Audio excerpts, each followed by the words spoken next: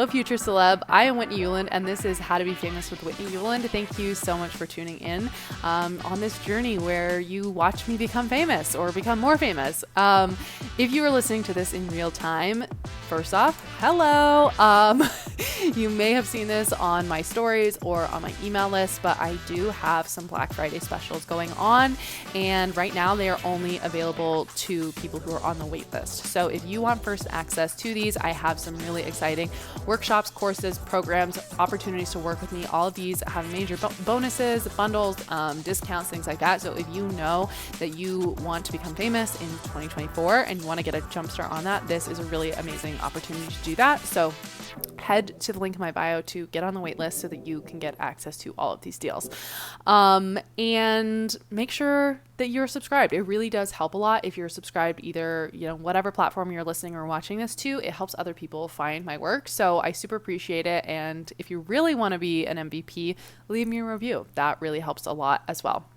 So today, I wanted to share a practice that I have shared with my clients, and I also wanted to share a little bit of a story. So, and as y'all know, I have a 6-step process that I take my clients through to help them learn how to develop celebrity energy, because once you have celebrity energy, which is the embodiment of being a celebrity, that's when you become magnetic. Also, oh my God, I just remembered, I don't think I've shared this on here, is that I have a new masterclass coming out and I am so freaking excited. It is called the Fame Formula.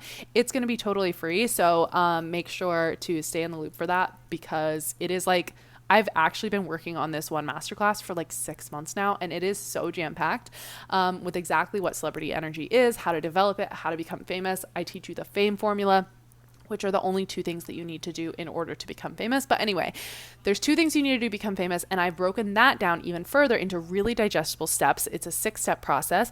This is what I call the celebrity energy circuit. These 6 steps are really a rinse and repeat. So if you think about fame, there's always new levels of fame. Fame is kind of like a video game where, I probably shared this on here before, so apologies if you heard me talking about this, but basically, the easiest way to think about it is for influencers. So at first, you might want to hit that 10K follower, and then you might want to hit 50K, and then 100K, and then 200K, right? Wherever you're at, there's going to be new levels of exposure, new levels of fame, new levels of impact. The same thing if you're an actor, right? First, you might want to book, student films, and then commercials, and then television, and then movies, or whatever that is, or studio films. We all have these different goals, and at each level, there's new levels of exposure. And so this 6-step process is really a rinse and repeat process. This is how to create fame at every new level. And so I do sell just this as my starter pack, but I also help my clients with this. And a couple of the steps are learning how to be fully all in and energetically committed to your goals. And so one of the ways that we do this, and this is just an example, obviously I break it down more in my course, but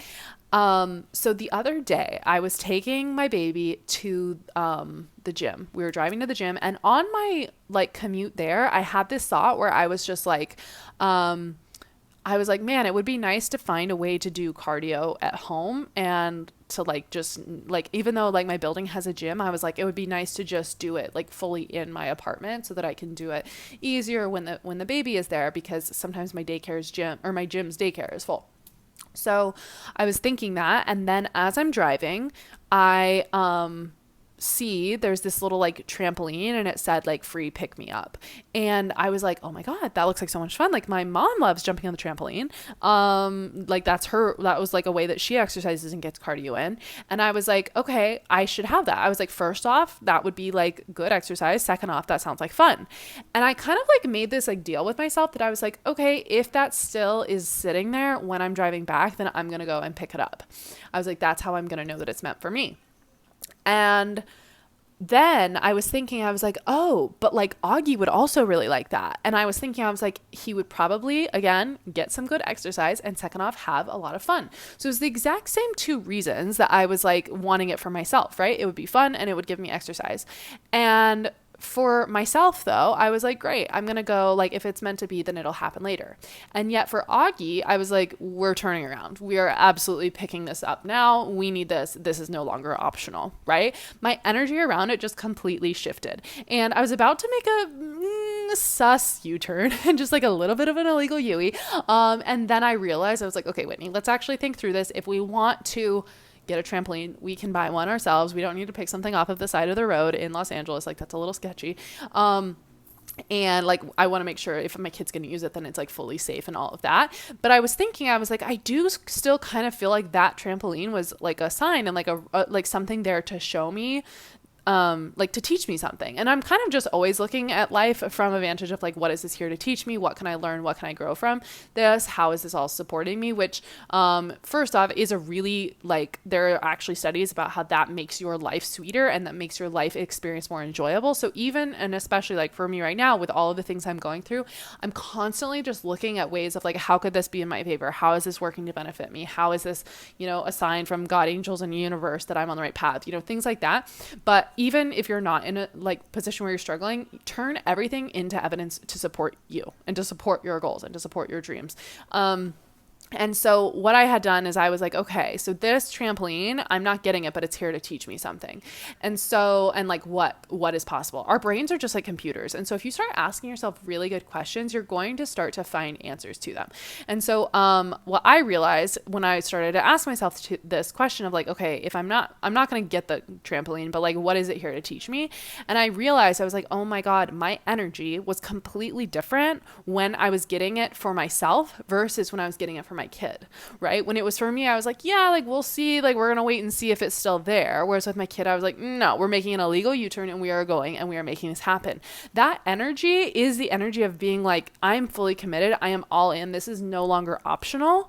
And it wasn't a level of like, the house is burning down. This is no longer optional. I have to do this. It was just this level of like focus and clarity and certainty that this was meant for me versus it was meant for me to get, even though when I was looking at the trampoline being for myself, I was kind of like, yeah, like maybe that could be fun. Right. And it was very optional. I was kind of like putting it in the universe's hands of whether or not this is something that I wanted versus being like, no, this is destined for me. I am making this happen.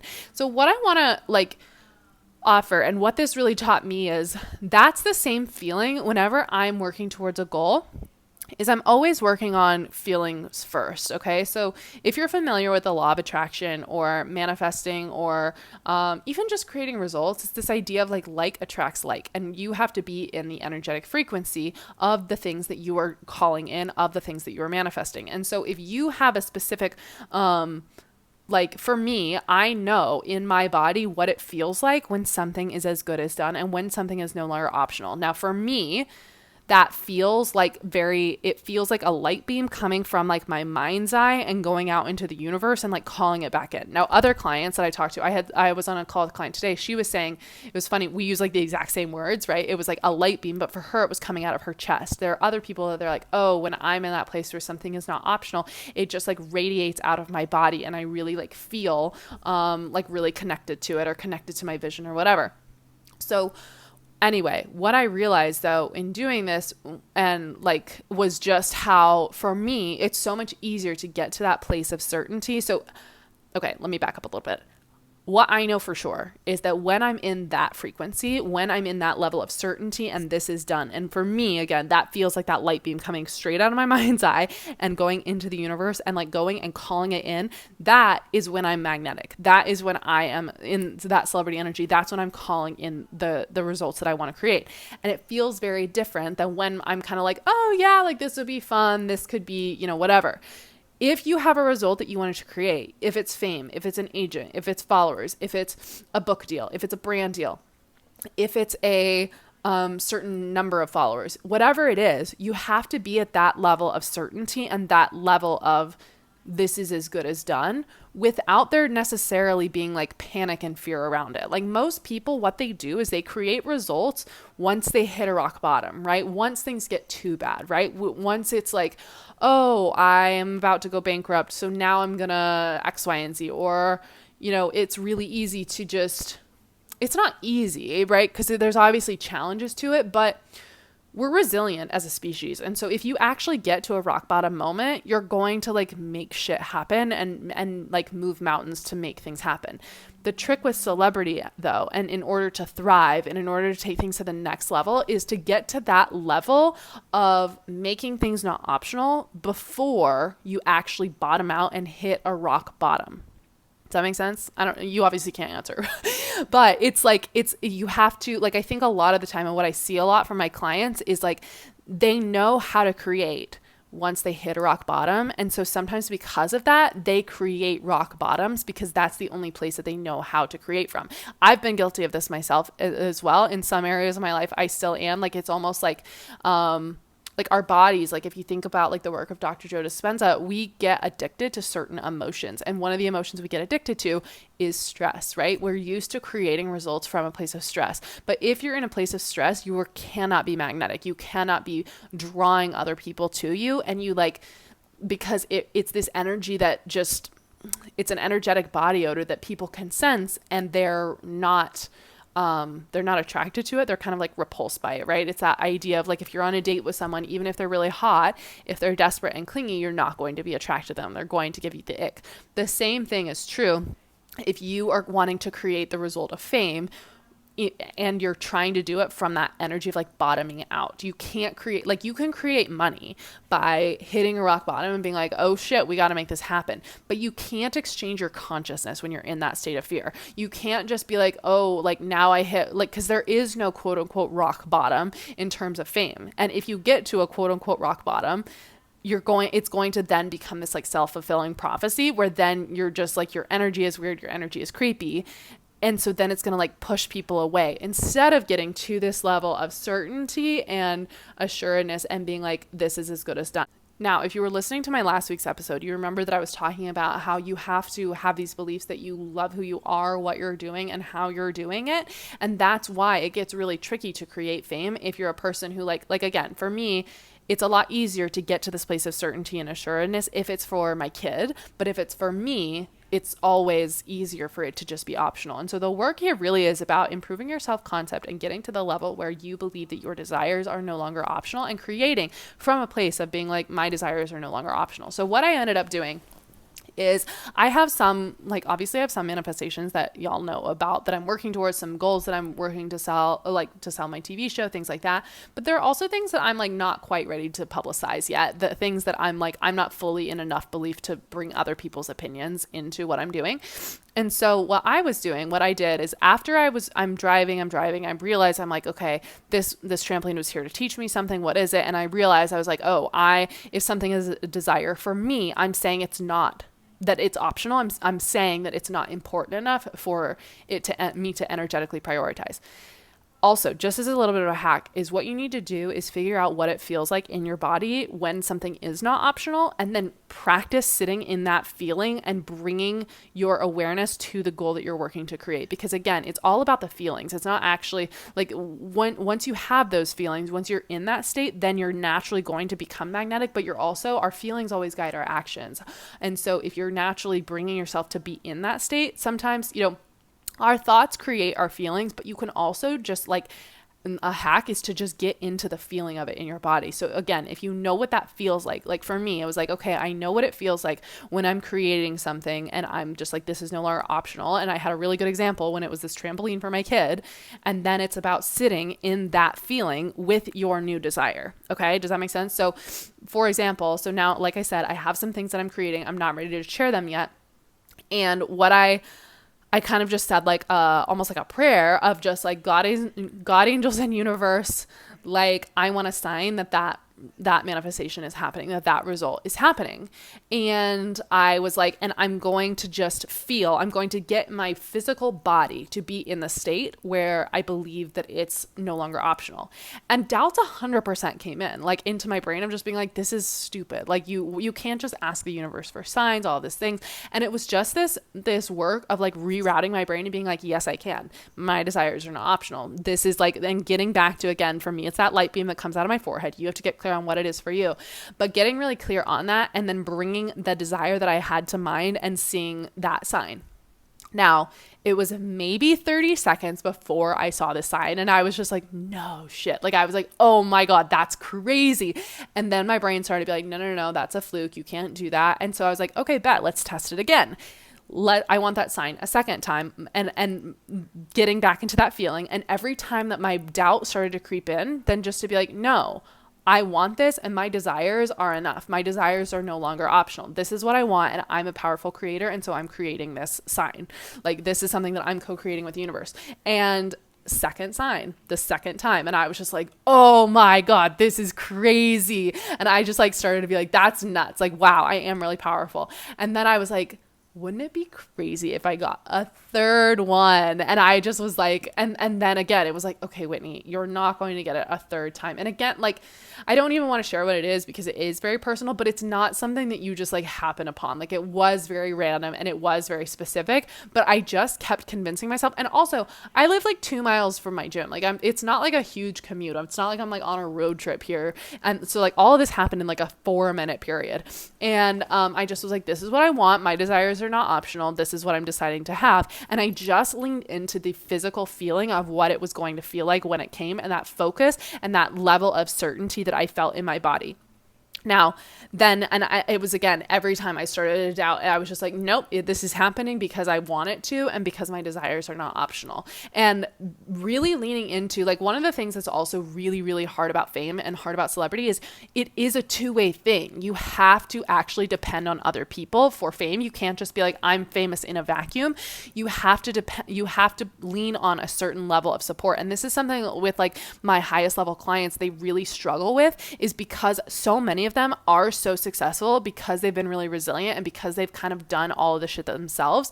And again, as humans, we are really resilient, but in order to take things to fame, you have to start to believe that other people are also part of your desires and that you can trust in, the universe or the audiences or whatever your spiritual beliefs are. Like you can make it as like logical in terms of like, you have to believe that you can convince fans to like you, or you can say like, I'm convinced that the universe is supporting me and like wants me to have this thing. Whatever that is, it's a deeper level of trust, not only with yourself, which a lot of, again, my high performing clients, my like one-on-one clients that are the people that you like know and have heard about, they are really good at that level of trust with themselves. But the higher level of, and the deeper level, and where you get to that level of like celebrity or empire or mogul or thought leader, is really once you start to lean into that trust that like the universe / audience / whatever actually wants to equally support you, and that you actually like do have control over that. And it's this really powerful place of like where you become a really powerful and really potent creator,